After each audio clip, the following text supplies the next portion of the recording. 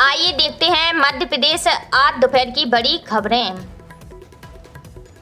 Monsoon के बाद अब क्लेम की बारिश। प्रदेश के 44 लाख से अधिक किसानों को एक हफ्ते के अंदर मिलेगा 1450 करोड़ का बीमा क्लेम। आपको बता दें, मानसून की बारिश ने खेती में राहत दी है। अब बीमा क्लेम की बारिश से किसानों के खातों में भी राहत आने वाली है। मध्य प्रदेश के किसानों को एक हफ्ते के अंदर 1450 करोड़ रुपए का बीमा भुगतान मिलेगा। रबी सीजन 2023-24, खरीफ 2024 और रबी 2024-25 के 44 लाख से अधिक किसानों का क्लेम जारी करने की प्रक्रिया पूरी हो चुकी है। बस इसकी आधिकारिक घोषणा बाकी है। किसानों को यह भुगतान लंबे समय से नहीं मिल रहा था, क्योंकि केंद्र सरकार ने अपनी हिस्सेदारी जारी नहीं की थी। राज्य सरकार ने कई बार पत्राचार किया, किसानों ने भी मांगा कि, लेकिन मामला अटका रहा। अब केंद्र ने रबी 2023-24, रबी 2024-25 और खरीफ 2024 के लिए अपना अंश जारी कर दिया है। इसके बाद बीमा कंपनियों ने क्लेम की राशि खातों में डालने की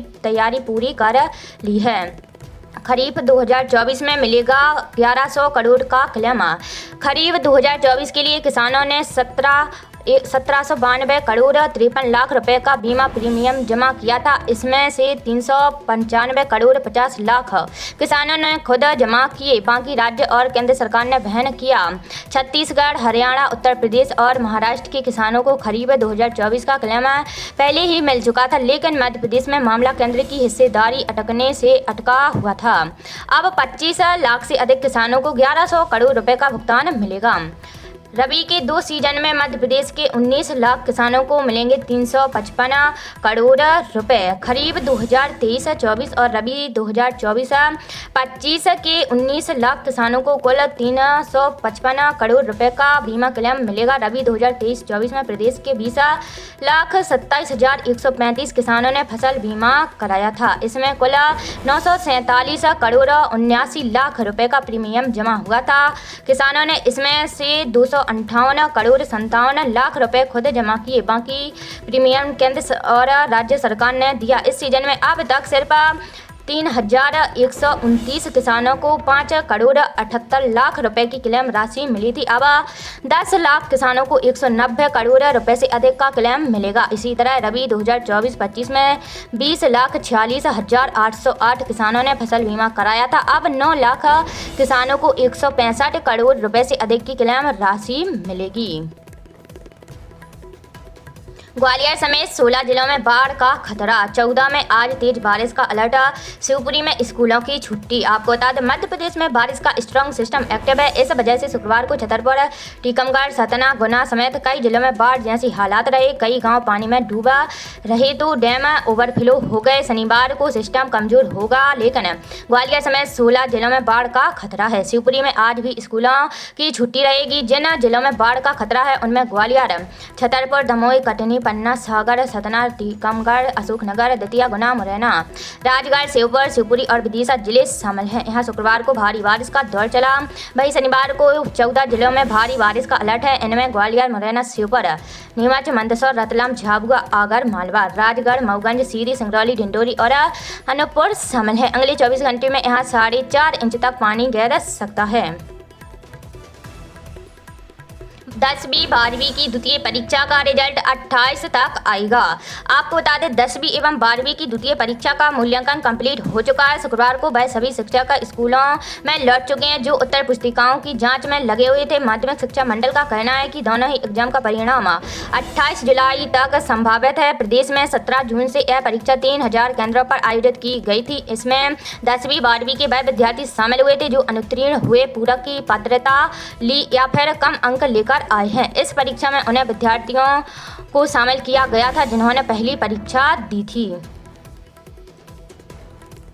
शिक्षक भर्ती आवेदन से पहले नियम व सिलेबस बदला, हजारों अभ्यर्थी आयोग। आपको बता दें, 13,000 पदों के लिए कर्मचारी चयन मंडल की ओर से आयोजित शिक्षक वर्ग 3 भर्ती परीक्षा विवादों में आ गई है। आवेदन से पहले ईएसबी ने सिलेबस और पात्रता शर्तों में 3 बड़े बदलाव कर दिए हैं। इससे हजारों अभ्यर्थियों पर अयोग्य होने का खतरा मंडरा रहा है। पहला बदलाव पात्रता को लेकर भर्ती में स्पष्ट किया गया है कि 1 अगस्त तक शैक्षणिक योग्यता पूरी होनी जरूरी है। यानी जिन अभ्यर्थियों का D.Ed या B.Ed फाइनल ईयर चल रहा है और परिणाम नहीं आया है, वे परीक्षा फॉर्म नहीं भर पाएंगे। दूसरा बदलाव भाषा को लेकर 2022 की परीक्षा में अभ्यर्थियों को भाषा 1 और भाषा 2 में हिंदी, अंग्रेजी, संस्कृत और उर्दू में से विकल्प चुनने की छूट थी। नए सिलेबस में भाषा 1 में केवल हिंदी और भाषा 2 में अंग्रेजी रखी गई है।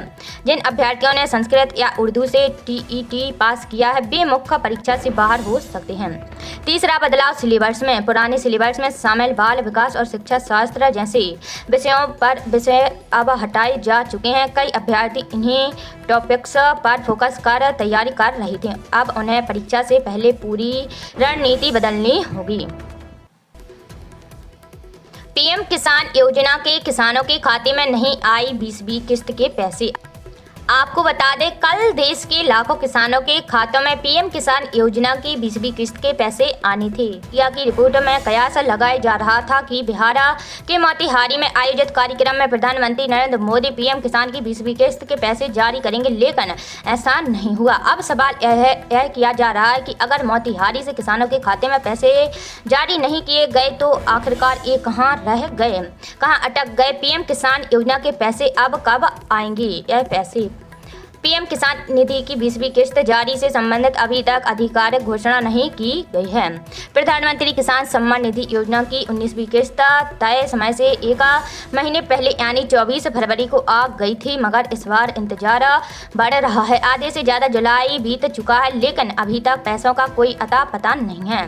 प्रधानमंत्री नरेंद्र मोदी ने पीएम किसान योजना का लाभ किसानों तक पहुँचाने का जिक्र जरूर किया। उन्होंने यह भी बताया कि मोतिहारी में 5 लाख से ज़्यादा किसानों के खाते में 1500 करोड़ रुपए से ज़्यादा मिले हैं, मगर 20वीं किस्त की कोई बात नहीं हुई है। 2023 में भी किसानों को करना पड़ा था इंतजार। बात अगर मई से जुलाई के बीच आने वाली किस्त की करें तो अधिकतर मौके पर किसानों के खाते में 2000 रुपये जुलाई से पहले ही ट्रांसफ़र हो जाते हैं। साल 2023 में सिर्फ एक ही बार ऐसा हुआ जब 2000 की किस्त के लिए 27 जुलाई तक का इंतजार करना पड़ा। अगर 27 जुलाई तक यह पैसा नहीं पड़ता है तो पहला मौका होगा जब मई से जुलाई की किस्त में इतनी देरी होगी। पीएफ खाते में 10 साल नौकरी करने के बाद बिना शर्त ज़्यादा रकम निकाल सकेंगे। आपको बता दें, केंद्र सरकार कर्मचारी भविष्य निधि खाते से धन निकासी से ज़्यादा रियायत देने पर विचार कर रही है। इसके लिए केंद्रीय श्रम मंत्रालय EPFO के साथ मिलकर पीएफ खाते से निकासी से जुड़े नियमों में बदलाव करने की तैयारी में है। सरकार की मंशा है कि कर्मचारी अपनी ज़रूरत के समय पर ज़्यादा धनराशि पीएफ खाते से निकाल पाएँ। सरकार विचार कर रही है कि कर्मचारी को 10 वर्ष की नियमित सेवा के बाद पीएफ खाते से 60 से 70% तक या पूरी धनराशि निकासी की अनुमति दी जाए। इससे कर्मचारियों के पास जरूरत पड़ने पर ज़्यादा राशि उपलब्ध होगी। साथ ही हर 10 वर्ष के अंतराल पर पूरी सेवा के दौरान 3 बार ज़्यादा धनराशि निकासी की अनुमति दिए जाने की उम्मीद है। 7 करोड़ 50 लाख खाता धारकों को लाभ। नए नियमों का EPFO से जुड़े 7 करोड़ 50 लाख लोगों को लाभ होगा जो अपनी ज़रूरत पर अधिक धनराशि निकाल पाएंगे। यह बदलाव उन लोगों की मदद करेगा जो 58 की उम्र तक इंतजार नहीं करना चाहते और जल्दी रिटायर होना चाहते हैं। फिलहाल पूरी पीएफ तभी निकाल सकते हैं जब 58 साल की उम्र में रिटायर हो या नौकरी छोड़ने के बाद 2 माह बेरोजगार रहें। अभी पीएफ से मेडिकल, घर खरीदने, बच्चों की पढ़ाई, शादी जैसे कार्यों के लिए धनराशि निकासी की अनुमति है, पर निकासी की सीमा तय है। बिहार की महिलाओं के लिए काफ़ी फायदेमंद है ये योजना। ये है आवेदन का तरीका। आपको बता दें, इस योजना का नाम है मुख्यमंत्री नारी शक्ति योजना। इसके तहत जो लड़कियां या महिलाएं UPSC या BPSC जैसी परीक्षाओं में प्री परीक्षा पास कर चुकी हैं, उन्हें सरकार की ओर से मेंस परीक्षा की तैयारी के लिए आर्थिक सहायता दी जाती है। अगर इस योजना के फायदों की बात करें तो आपको बता दें कि अगर कोई छात्र UPSC प्री परीक्षा पास कर लेती है तो उसे 1 लाख रुपए मिलते हैं। वहीं BPSC प्री निकालने वाली छात्राओं को 50,000 रुपए दिए जाते हैं। हाल ही में राज्य सरकार ने कई महिलाओं को इसके तहत राशि भेजी है। इस योजना का फायदा सिर्फ पढ़ाई तक सीमित नहीं है। सरकार महिलाओं को स्वरोजगार के लिए ट्रेनिंग भी देती है। वर्किंग वुमेन के लिए हॉस्टल और शॉर्ट स्टे होम जैसी सुविधाएं भी दी जा रही हैं। अगर कोई भी महिला इस योजना का फायदा लेना चाहती है तो उसके लिए आवेदन प्रक्रिया काफी आसान है। टोल टैक्स नियमों में बड़ा बदलाव, अब गाड़ी बेच नहीं पाएंगे आप। सरकार ने लागू किए ये नए नियम। आपको बता दें, देश में सभी 4 पहिया वाहनों को राजमार्गों पर टोल टैक्स देना अनिवार्य है, लेकिन कुछ लोग इसका भुगतान समय पर नहीं करते या बकाया छोड़ देते हैं। अब इस समस्या से निपटने के लिए सरकार ने कड़ा कदम उठाया है। नए नियमों के अनुसार यदि आपके वाहन पर टोल टैक्स का कोई बकाया है तो आप ना तो अपनी गाड़ी बेच पाएंगे और न ही उसका नाम किसी और के नाम ट्रांसफर कर पाएंगे। सड़क परिवहन मंत्रालय ने यह स्पष्ट किया है कि गाड़ी का ट्रांसफर या बिक्री तभी संभव होगी जब सभी टोल टैक्स के बकाये का भुगतान पूरी तरह हो चुका हो। वाहन के आरसी को ट्रांसफर करने से पहले परिवहन विभाग बकाया राशि की जांच करेगा। यदि फास्टैग खाते में कोई पेंडिंग अमाउंट है तो ट्रांसफर प्रक्रिया को रोक दिया जाएगा।